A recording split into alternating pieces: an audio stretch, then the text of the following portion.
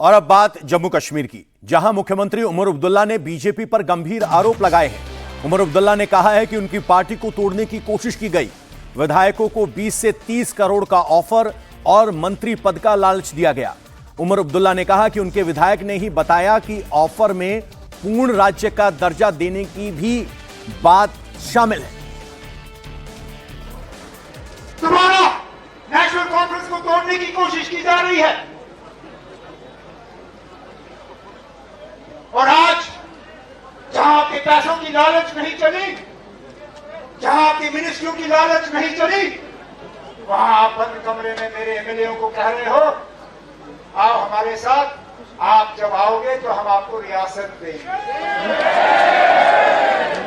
अल्लाह गवाह है, अगर मेरे जम्मू के एक एमएलए ने मुझे कमरे में आके ये बात नहीं कही हो।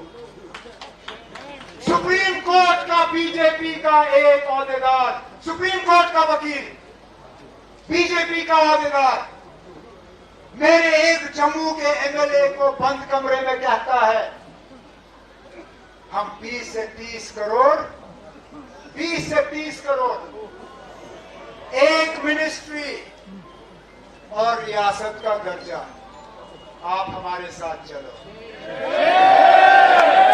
उनको लगता है कि इन लोगों का ईमान इतना सस्ता है। देखिए यहां स्टेज पे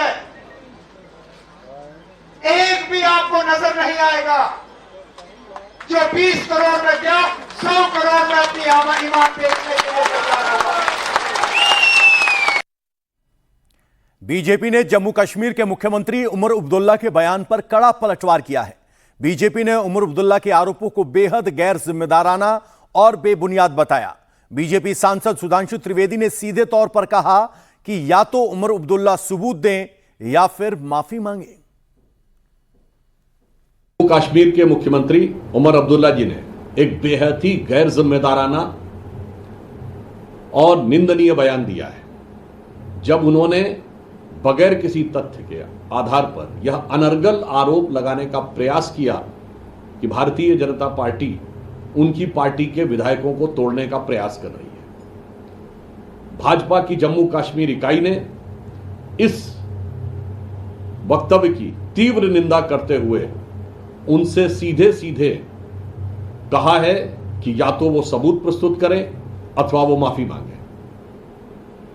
वास्तविकता यह है कि जम्मू कश्मीर में अपनी सरकार की अक्षमता, अकर्मण्यता और कुशासन को छिपाने के लिए और इन मुद्दों से ध्यान भटकाने के लिए इस प्रकार का अनर्गल आरोप जम्मू कश्मीर के मुख्यमंत्री श्री उमर अब्दुल्ला जी ने लगाया है।